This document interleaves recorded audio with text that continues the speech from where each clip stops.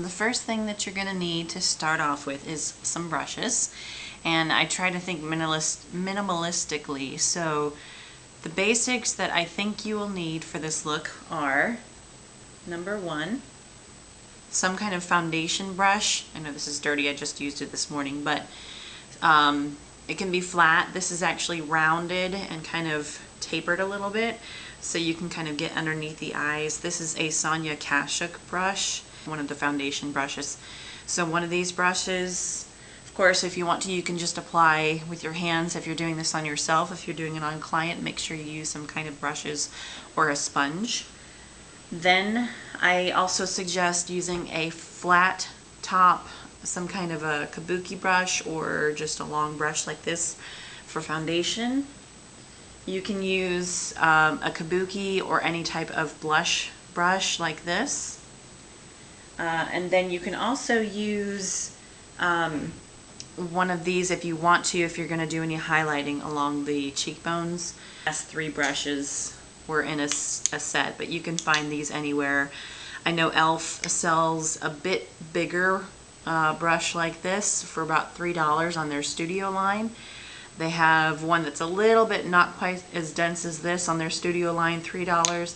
And then this one I have an e.l.f. brush also just like this, that's $3. These two brushes I think that you'll need, these are the basics, are a flat shader brush like this. And you can get one at e.l.f. for about $1. Or blending brush, and you can kind of get a smaller one for $3 at e.l.f. also. Actually, for $1 at e.l.f. The last two brushes that you'll need for this look are like a smudge brush, I guess you could call it. But yeah, something like that. If you don't have that, you can use a Q-tip. And then the last one that you need is something slanted like this. I don't know what brand this is. Oh, yes I do. It's Mira, M-I-R-R-A. I think it came in a set that was at Kroger or something like that. So it was one of their travel brushes. So that's for eyebrows. Some cotton swabs. So let's get started. The first thing you want to do when you're doing a bridal look is make sure you apply primer. And the one that I'm using right now is Benefit. And this one can kind of be a bit pricey. However, it covers like your pores immensely. It's called the Professional. A little sample size. It's kind of dirty because I just took it out of a travel case. I'm going to use this foundation brush and just apply this all over. When you're finished with the primer, the next thing that you're going to do is put concealer on. However, if you feel like that you have a lot to conceal, you may want to put foundation on first and then put on concealer. Sometimes when you put on foundation after concealer, it can pretty much just kind of remove what you just did.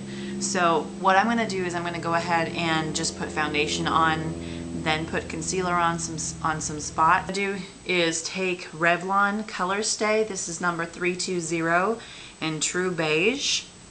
And it is summertime, so that's why I'm this color. And basically what you're going to do is just pour it on the back of your hand. I'd say like a quarter size. And what I like to do if I'm doing it on myself is just put a dot in like 4 different places. And make sure you don't get it in your hair like I just did.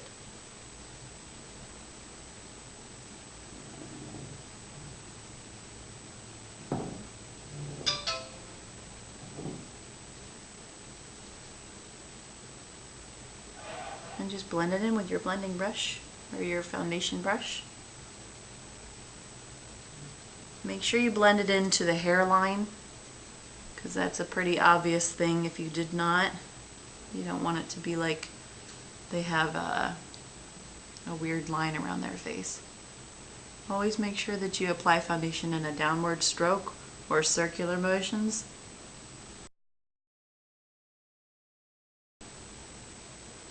This is the foundation that I used on my wedding day, and the coverage is very, very good.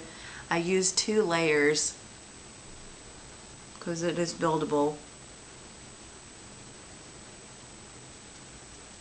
It was very hot on my wedding day, so I was sweating quite a lot, but it did not drip down my face. Tears, on the other hand, they did. But the tears didn't ruin my makeup either.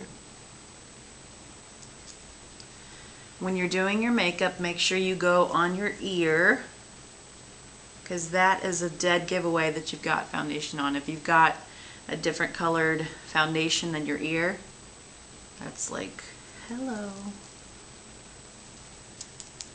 And then also make sure you blend down your chin and down your neck.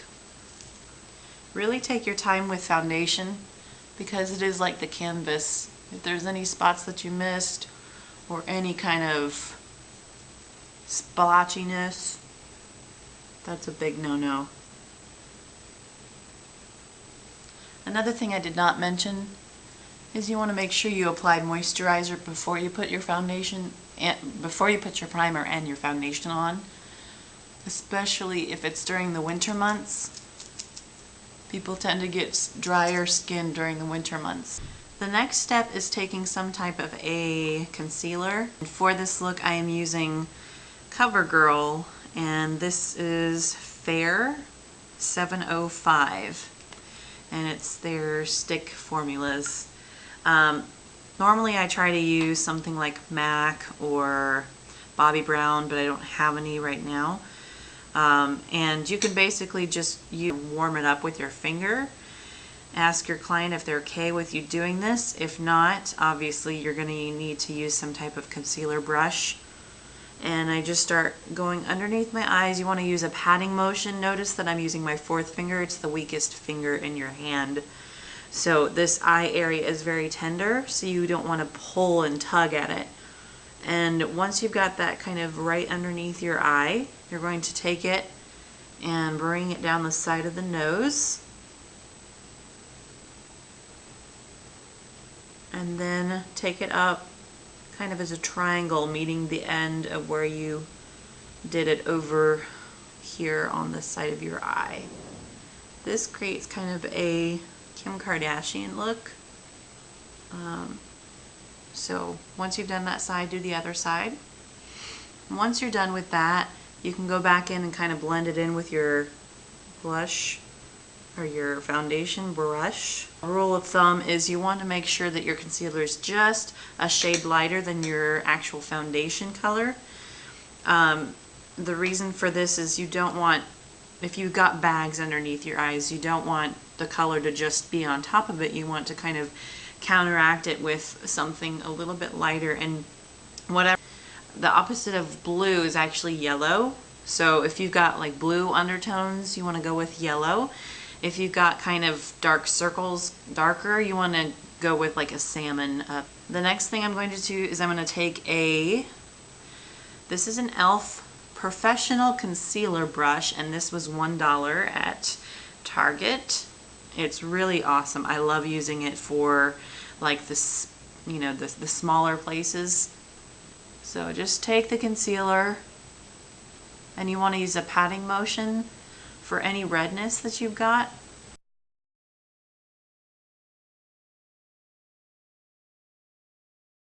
Whenever you use concealer after you're done using concealer, you always want to set it. And we've actually not set the foundation either. So what you're going to do is you're going to take your flat top brush and take some kind of a setting powder. You can use a loose powder or a pressed powder. Preference is up to you. I'm using the Mary Kay Signature Loose Powder in Ivory 2. Take your loose powder and tap it a little bit so that some comes into the cap. And then as you unscrew it, you'll have some product there to apply. Take my brush, push it into it, and swirl it. The places that you put the concealer, and focus on those areas first. So you want to just press, press, press. Press and kind of swirl, because not swirl as in swirl, but press and kind of push it into it. You're basically just setting that concealer so it doesn't move. Take what's left and just lightly go over the rest of my face. The problem a lot of days with bridal makeup is, not problem, but the thing that you want to be aware of when you're doing bridal makeup is not to put too much foundation on. You want to make sure that the concealer does the job of covering everything that needs to be covered, but foundation shouldn't really be cakey or shouldn't look like you have a whole lot on, unless you're going for that look. Most brides nowadays don't want to look like they're actually wearing anything. They want to look fresh and natural, yet dramatic at the same time.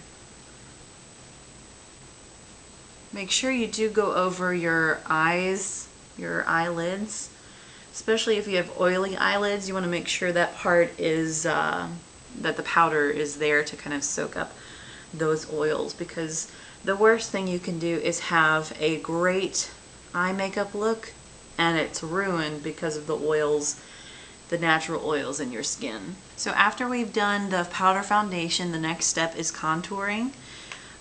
Even if you are someone who's not quite plump or fluffy, as I'd like to call it, if you're pretty thin, it's still nice to kind of use contouring just to enhance the curves and the shape, the different, you know, curves of your face. Now I'm taking NYC, and the color is Sunny, and it looks like this. This is a great shade for anyone who is pale to medium skin tone. Obviously, if you're darker, you're gonna want to go a little bit darker than this. However, this is I've used a lot on a lot of different brides, and it works great. If you do not have a brush like this, it's just, you know, very flat down the line and wide, then you can use your basic powder brush or blush brush. But when you're applying it, you just want to kind of squeeze it so that you create that same kind of shape. So for now, I'm just going to go ahead and use what I've got here. So you're just going to pick up some of that on your brush, whatever brush you're using. Tell them to make a fish face. That shows you the line where you're going to be applying this. And basically it should be right under the cheekbone. It should be where like the shallow parts of the cheeks are. You always want to start in the back of the ear.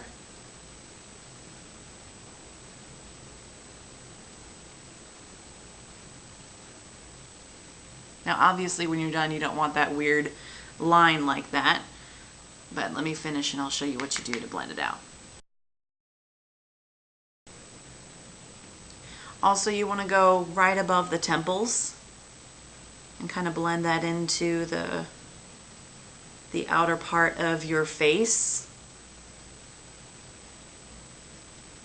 And then the second or the third place you want to go is right under the chin. If you've got a fuller face like mine, this is how you can create kind of more dimension, like you're not quite as chunky as you are. So once you are done with that, you can take a clean powder brush or whatever you got lying around that's clean and basically just go over it. This is just going to blend out everything that you've just done. And of course, make sure you do the other side. Okay, now that you've got the contouring done, we're going to go on to blush. I'm going to use the e.l.f. Studio contouring blush and bronzing powder. A lot of people have been comparing this to NARS Orgasm. So I'm going to use a kabuki brush. Obviously use what you've got. Where you want to focus is right here. Like if you look at the corner of your eye, just draw a line down to right at the edge of your nose. That's kind of where I want to focus most of the color, and then brush it back towards my ear. If you kind of start closer to your nose, you're going to look like a doll. And that's not a real natural look. If you're going for doll, then definitely make it a little bit closer to your nose. If you're very self-conscious about how your pictures are going to turn out for your wedding day, I would say do everything of what I'm doing, but kind of build it a little bit stronger. Not necessarily the foundation per se. However, if you're using a foundation that's not very thick, or it doesn't, it's like a light coverage, you may want to use something a little bit medium to full coverage, or just use another coat of your own foundation. But for example, like this blush that I'm using, it may not be picking up on camera that it's coming out very strong, and that's a good example of why you may want to use a little bit more. Now people, when they see you in person, are going to be, they may be thinking, wow, she's got a lot more makeup on than normal. Hey, it's your wedding. And at the end of the day, what are you going to remember? You're going to remember the videos, you're going to remember the pictures and everything. And if you look washed out, you can't go back and recreate that. So I recommend just kind of, if you feel like it's not going to come off on camera, just do a little bit more. The next thing we're going to do is apply a highlighter. And this one is there's two ones that I use, and this one I'm going to use for this look is called Elf, is actually in an Elf Golden Bronzer Quad, and it's this one right here, the light one in the corner. Another one that you can use is MAC, and they have one called Silver Dusk, and so that one kind of has more of a pink undertone. This one has a little bit kind of more of a yellow undertone. So you're going to take this brush right here, the one that has kind of the, it's not quite dense on top, and you're going to squeeze it so it kind of creates that line just like we did for the contouring.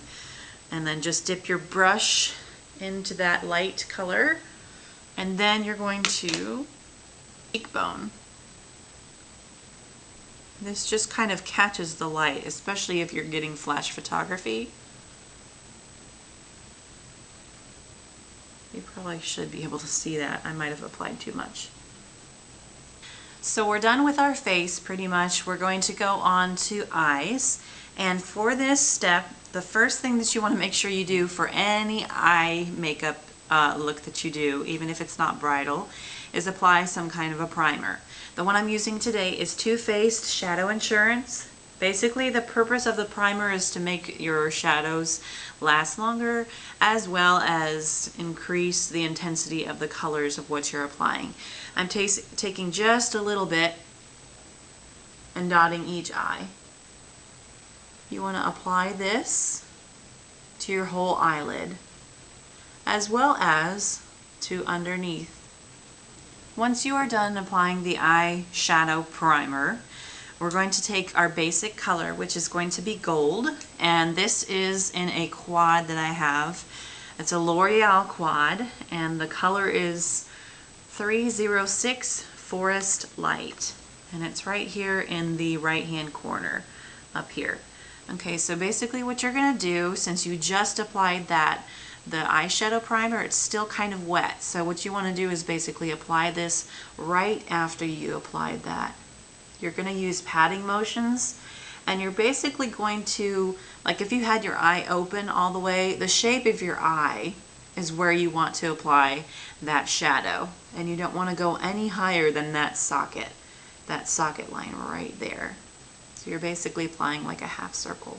Now we're done with the gold color, and I want to move right on to the crease color, which is a kind of a dark shimmery brown, and this is in a Maybelline quad, and this one is called Natural Smokes. I don't know if you can find this anymore, but you can probably find a similar brown in any of their other collections. Right in that powder. And we're going to start with the outer corner and work your way in using very, very light strokes. You want to start just kind of circular windshield wiper hand motions back and forth in the socket. When you're done with that, you're going to take the excess and just basically what I like to do is just try to take the corner of the eye, stretch it just a little bit, and bring it down like you're creating a V down towards the end of the lash line. Take your time with this blending step because blending is everything. If you don't do the blending correctly, it's going to look like crap. Now once you're done with that, you can actually take the clean end of the Q-tip and roll up to kind of clean up any of your fallout.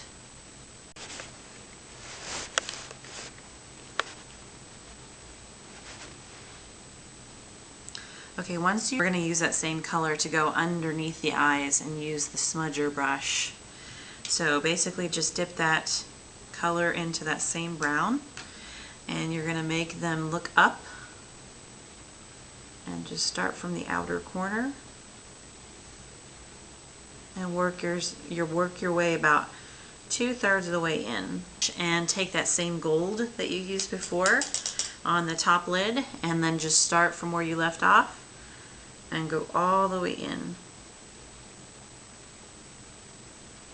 Make sure you do like the inner tear duct area. This is kind of that light color for the inner tear duct. Now obviously you want to make sure that what the hair color of the person is that you're doing the makeup on. You want to make sure you get a shadow that matches their brows. That's what we're doing now, is brows. And that angled brush that I showed you before, that's where we're going to use this step. So no matter what color you use, and actually I should be using a red right now because my hair color is red, but I don't have a red. So make sure whatever color you do use, make sure that the color is matte. No sparkle, no shimmer, no, specks of whatever. This is going on your eyebrows, so obviously you don't want your eyebrows to sprinkle, or to sparkle. So what you're going to do is you tapped a little bit of that onto the brush, and you're just starting here in the inner part of the eyebrow. And no crazy weird shapes, just follow the natural curve of their eyebrow. Make sure if you're doing someone's makeup that you ask them to get their eyebrows plucked at least 2 to 3 days before the wedding. You don't want to have them coming in with brushy eyebrows that you have to clean up and then them have like, kind of red swollen eyebrows by the time that they walk down the aisle. That would suck. Highlight color. Now whenever you're doing makeup for anyone who's getting married, make sure whatever highlight color, and I mean highlight as in underneath the eyebrow, whatever highlight color you end up using, make sure it is not sparkly. In the very least have it shimmer, but I like to use a matte shadow just because when you've got that flash photography, it's gonna cause there to be a little bit of sparkling, or it'll draw attention to where you don't want it to draw attention to, and oftentimes it'll make you look like you just came from a club. So that called Wet n Wild. It's called Lust, number 248, and I'm using this kind of white. It's actually kind of more of a cream color, and it actually does have a little tiny specks in it of like sparkle, but honestly on camera it does not pick up. Go start right here at like at your arch of your brow and then work your way out. And then go all the way in, and then just kind of swipe it back and forth just to kind of blend it into that brown that you had, so that that kind of diffuses that line. Alright, once you've done the eye makeup, you're basically ready for the last couple of steps. And what I'm going to use for eyeliner today is the Mary Kay eyeliner in Sable. It's just a dark brown color. And we've already created that kind of diffused line underneath the lash. So what I typically like to do in cases where I'm doing someone's makeup for a wedding is I like to not use any more product underneath the eye, just because there's obviously going to be some tears, so you don't want to have anything running down your face. The bride's always going to be wondering if there's like, mascara or whatever. So whatever you use on the eyes, as far as mascara, make sure it is waterproof.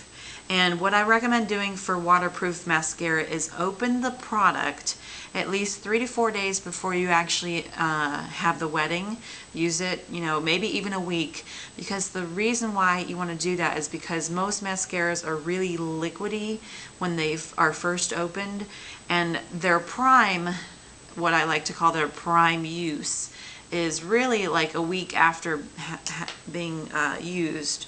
So you want to make sure that you don't just go buy a mascara right before you're actually going to apply it.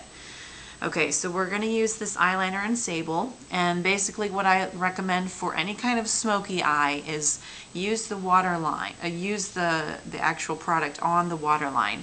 The waterline is that flat little flap of skin right above your lashes. If you pull your eye kind of down like this, using your fourth finger, you can kind of see the skin exposed. This is how you do it. You want to pull down just a little bit with your fourth finger, and I like to start in the outer corner.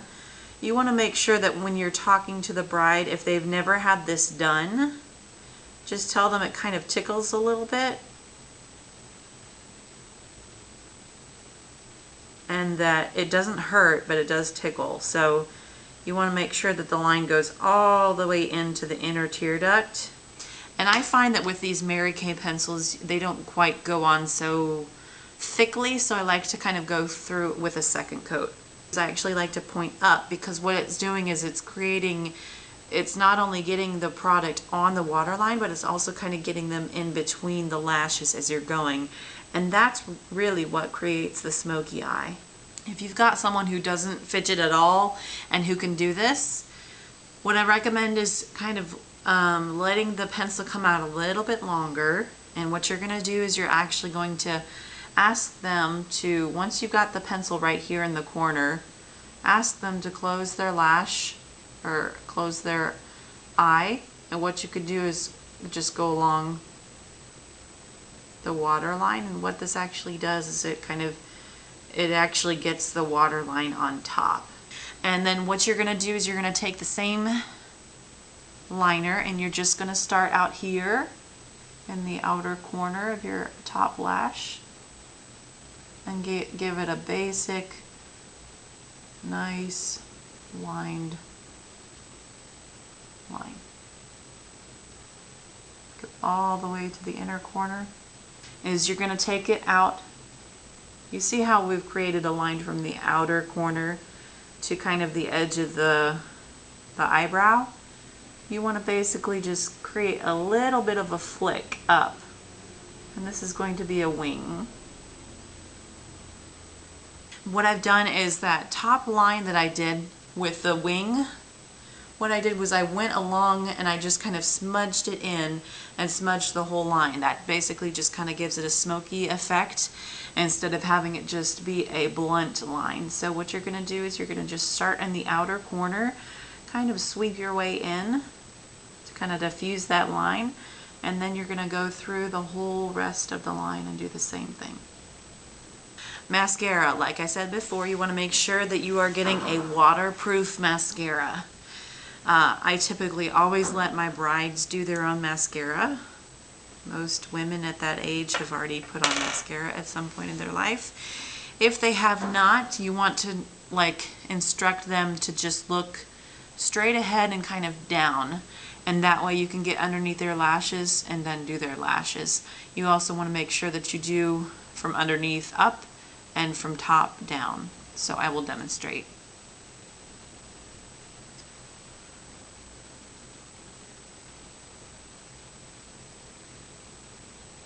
Also, if you are doing someone else's mascara, make sure that you're not sharing mascara.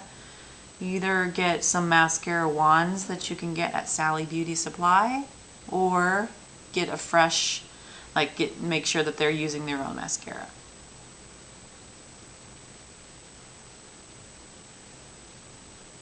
As you can see, my technique is I kind of go up and then immediately down. This coats both sides of the lashes and just creates more volume. On the preference of the bride, if you want to have a more full look, you want to do the top lashes as well as the bottom. Now if you're doing it for them, you want to have them look down with their face and then just keep their eyes open. Most people don't have really, really long eyelashes, but most people, when they're looking normal, the lashes, if you're trying to apply it, will get on the actual skin. What's the rule of thumb for using an eyelash curler? Do you use it before or after? Here's my rule, and this is not in the rule book anywhere, it's just my rule. If the person has really long lashes, you do it after. If they have short lashes, you do it before you put on mascara. And the reason is, obviously, if they've got long lashes, if it's already curled, it's gonna get into their eyeshadow and you're gonna have to start all over again. But in the case where they don't have very long lashes, go ahead and curl them before you put mascara on. Okay, so we're pretty much done with the eyes. What we're gonna do next is lips. Before you start the person's makeup, make sure you do this before, because if not, then you're just gonna have to wait an extra like 10 minutes. Before you put on any makeup of the bride, you wanna make sure that they put some kind of lip gloss. And the reason why you wanna do that is because most brides at that point are either dehydrated or they just haven't been drinking a whole lot of water during the day and their lips may be a little bit chapped. So you want them to be nice and moist by the time that you get to the lips in the actual process of putting makeup on. Okay, here's my thought on lips for a bride. If they're so adamant that they're just so worried about getting lipstick on their groom when they're gonna kiss the groom, then I would just tell them to put lip gloss on and just be done with it. But make sure that the lip gloss color is a little bit pinker, a little bit darker than their natural lip color, because the worst thing that you can do is have a great eye look and then their lips look dead because there's no color there. So what I recommend is, if they don't mind, you know, to have to kind of wipe a little bit off of the groom once they're done, if they don't mind doing that, then I recommend using a lip liner and then either a lipstick or a lip gloss. And then it just, you know, depends on what the preference is of the person as far as that goes, lipstick versus lip gloss. So the reason I suggest using a liner before you do anything is because filling in your whole lip creates longevity for the lip, whatever your lip product that you're going to use. It's basically kind of acting like a primer. So what I tell my clients to do, or what I do on my clients first, is I start with a Cupid's bow.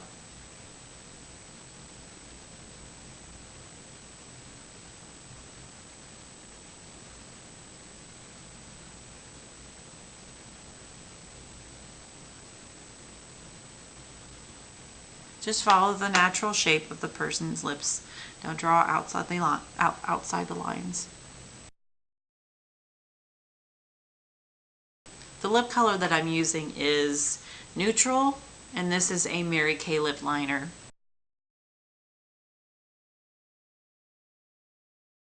The lipstick that I'm using is Apricot Glaze, and it's also by Mary Kay.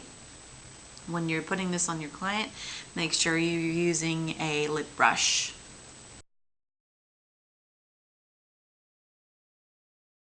You're going to have the person, well, you can ask the person if it's okay to use your pinky. Basically what you're going to do is take some of the highlighter and put it right there in the Cupid's bow, and then you're also going to put a little bit right on the middle part of their bottom lip. And this is just gonna, you'll see what it does here in a second.